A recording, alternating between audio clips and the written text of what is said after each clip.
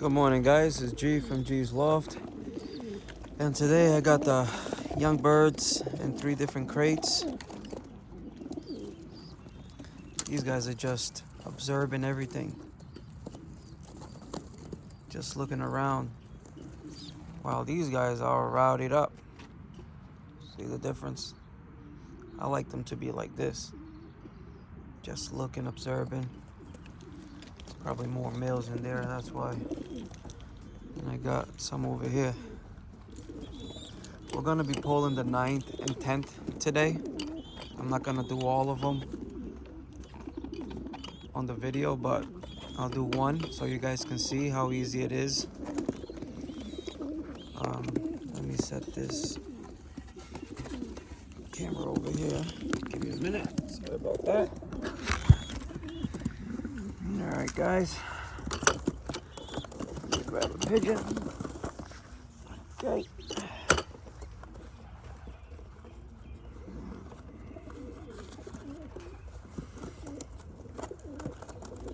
These birds feel amazing. Muscle on them, perfect.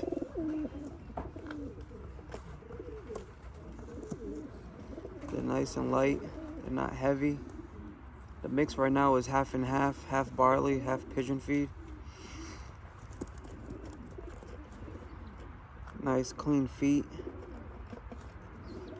Nice dark markings. So let's get to it. Put the bird right here. You gotta support the base. And it shouldn't be hard. Just wiggle it. And it comes out. Just like that. Turn around. Some will be harder than others, but simple, see? Just support the base. Should come out easy. That's how you want it to be done. Now the birds, I'm gonna be starting to let these birds out. I'm gonna give them a week so the process that I'm pulling the feather can, heal up a little bit. And they'll be growing some new little feathers in there. So I'll be letting them out probably not next Saturday because I'll be going to somebody's house to watch a race, but Sunday I should be letting these birds out. I'm not gonna let all of them. I only let like 5 or 10 at a time, and weather permitting. But man, when I was grabbing the young birds inside the coop, wow, I was like, oh my God, because I really don't go in that coop. That's something I don't do. I don't really walk in the young bird coop. The only time I go in the young bird coop is to grab them. I already have one done. See, now she's just shaking it off. He's gonna shake it off too.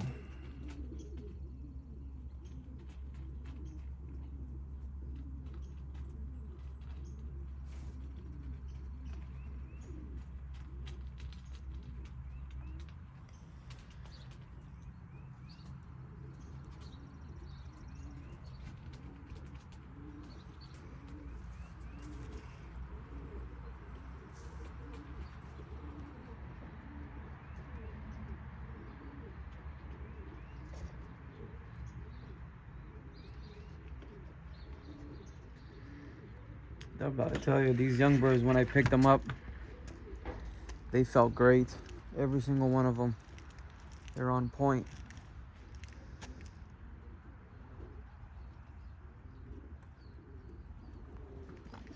So this right here, this door comes down, and that's the way the birds will be coming out in the beginning.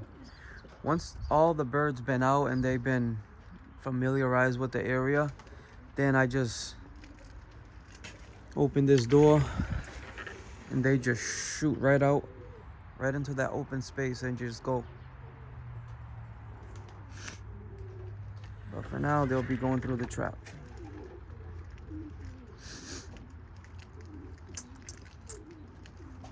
I got some 2x4s here that I've been collecting over the time. Some plywood over there. I'm gonna build another section over here. So it's gonna start from this point, that high. The 2x4s are gonna go inside there. Probably gonna come out, I don't know, I was thinking like 6 feet coming out. So all my 2x4s will go into the other, so my sister, the other 2x4. And they'll come out. And probably I'm gonna come right up to this point. Just like that marking. And then go that way. It's gonna finish right there next to that. I'm probably gonna go like 10 inches from that window or the next 2x4. Wherever it is inside. And it's gonna be, I'll probably do an aviary out here.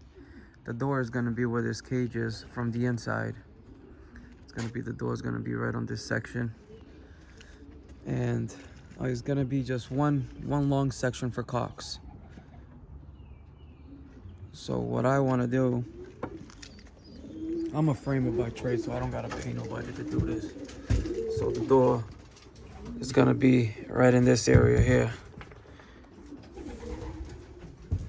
So these cocks in here, the cock sets in here, are gonna go over there. And these boxes, I'm gonna fix them up a little bit. And this is where I'm gonna fly my Widowhood cocks. You know, a system is good and sometimes is not good. It all depends, you know. I asked a lot of top flyers, do you like a system? And they say no. And I asked a lot of other flyers and they say yes. So there's many different ways to fly pigeons, believe me.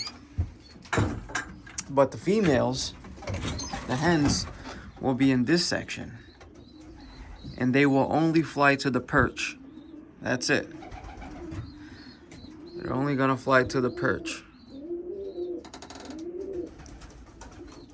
So this is where I wanna fly the females and the hens over there.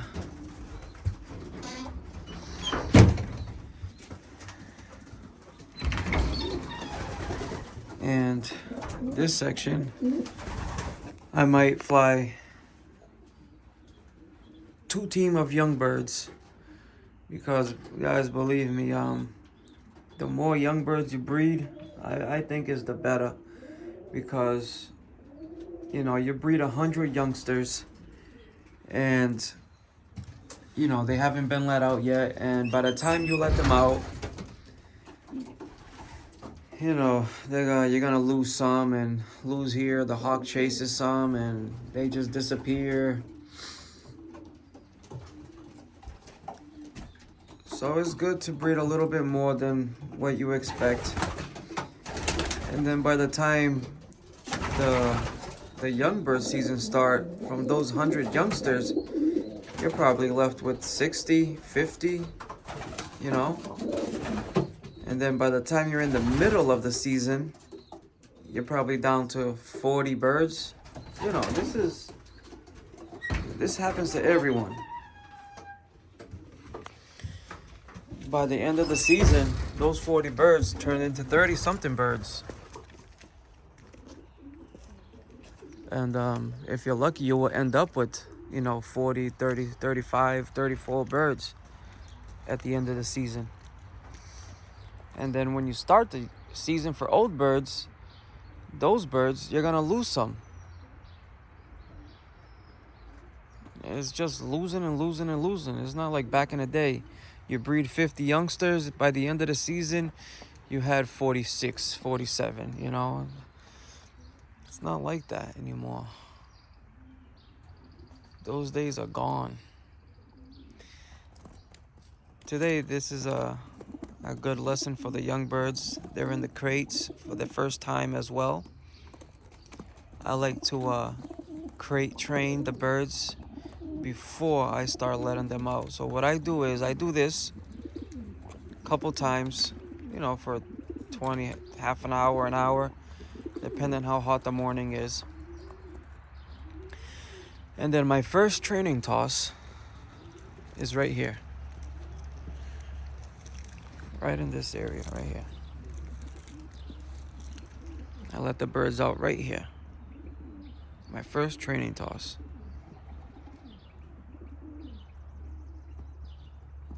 And I won't do a whole crate in the beginning. I'll do like 5 birds first. And then I'll let those 5 up. And then I'll start doing full crates. Because the other birds will see the other birds and they'll fly to them. My second training toss is just a couple more feet up. Just so they can grow the courage. It's right here. So now they gotta fly a little further. And then I go right where the red barn is. Shed. And they have to fly to there. Sometimes they take up in the skies that way and they loop around and they come back. Sometimes they just go over the trees and start flying their ways up. And then once I've done that, and then I'll face the crate towards the house. So they have to fly that way. So they have to fly up. Some turn around quick and just come back, whatever. And I'll do that like 3-4 times. And then I'll go in front of the house, just past those fence, just right there. So then they do the loop around that way. And they follow through right into this open space. And they land there. Some land, some just go fly around. And then I'll go in front of the house like 5 times. So then they'll circle that way. Once I've done that, you know, 3, 4, 5 times, and the birds are grouping well, then I'll take them right to there's a plaza, not even a half a mile, not even. I'll take them over there. Pretty much past these trees that way. So I'll take them over there like 3 times just to grow their courage. You know, just so they can be confident. And then from there, I'll go a solid mile. I'll do the solid mile 3 times. What I like to do is I like the birds to beat me home. If the birds hasn't beat me home, they haven't figured it out yet. They have to beat me home or arrive with me. Take a look at the back section over here. So the birds have to beat me home. And after that mile, then I'll jump them to 3 miles. I'll stay at the 3 miles. Again, it can be 3, 4, 5 tosses. The birds have to beat me home or coming in at a reasonable time for them to succeed the next level. After the 3 miles, then I'll go 5 miles. And then I'll jump 3 miles. I'll go 8 miles. And once I go 8 miles, that's like almost 10 miles, I'll jump 5.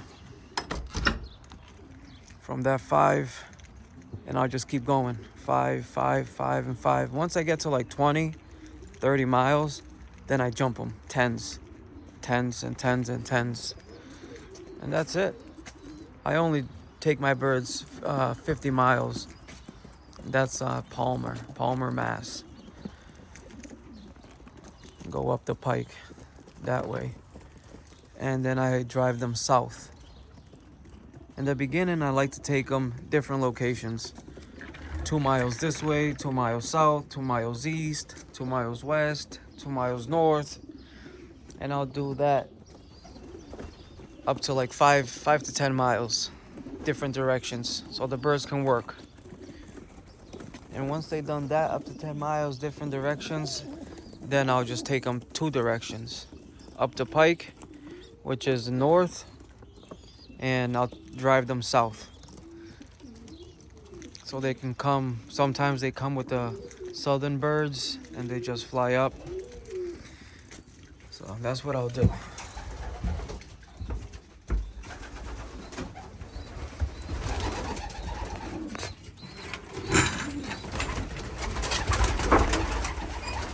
These birds here, they're already on their, laying their eggs. She's on her second round.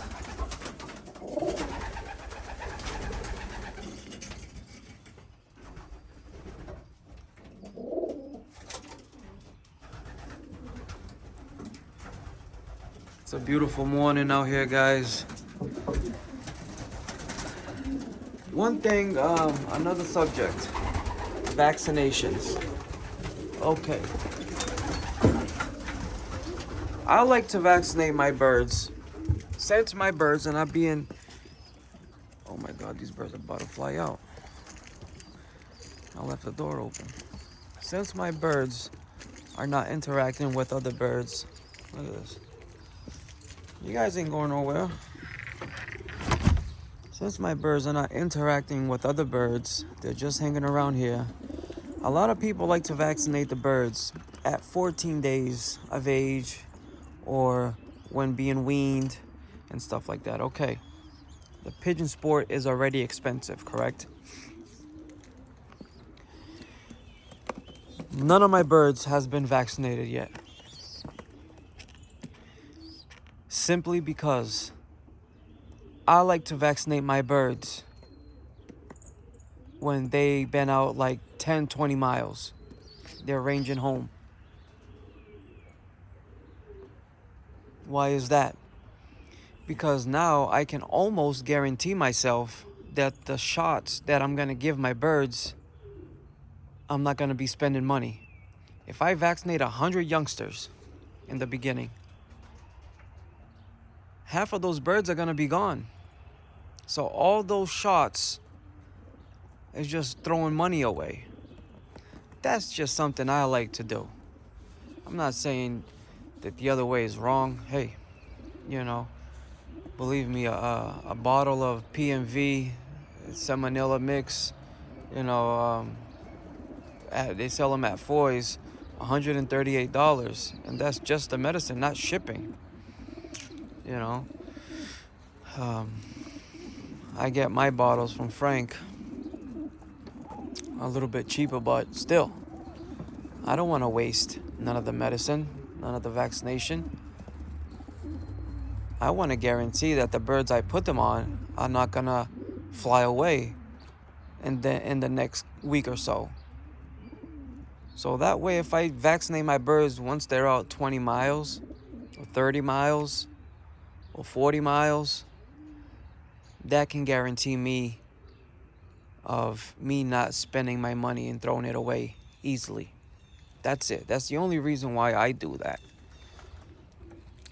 Now, if you're gonna send your bird out to a one loft raise or give it to a friend of yours, you know, once it's weaned, then I do consider for you to vaccinate your birds before they hit their coop. Then yes, I agree with you. But if your bird is just gonna be at your coop and nobody's around you and your birds don't interact with other birds, why? That's just me. Why waste your money? So none of these birds been vaccinated. I had no issue in the past at all. I've been doing it this way for 6 years now. Never had I have an issue. Everything seems good. Bird looks very healthy. You guys seen it on the other videos. Even my breeders, before I pair them up, I do vaccinate them. So they're all vaccinated. I give them a dewormer.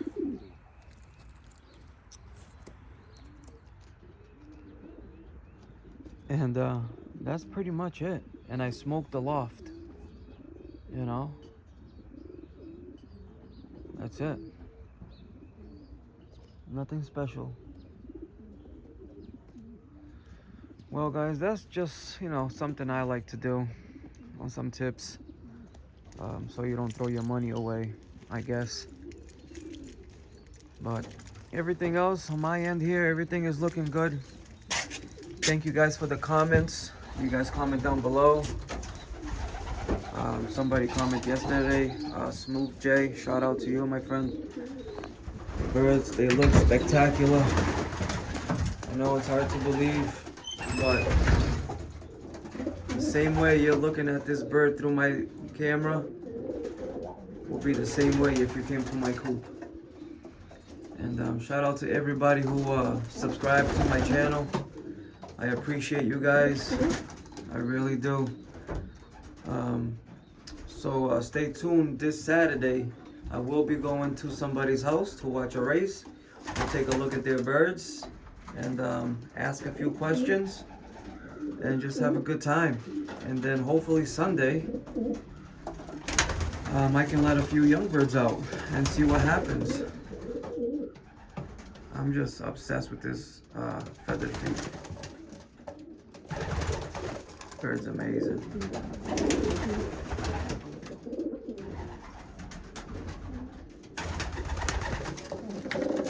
Look at him. That young already trying to be a fighter. He's probably like 3 months old. Not even, 3 months. That bird is an old bird. He's probably 2 years old. Now he's just getting bullied by the older males.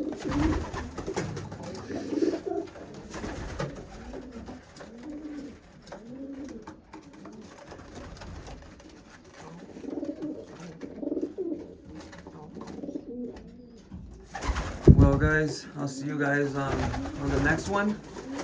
Subscribe if you haven't subscribed yet. There's a lot more to come. And comment below any questions. I will get back to you guys as soon as I can. Thank you. God bless. And I'll see you guys on the next one.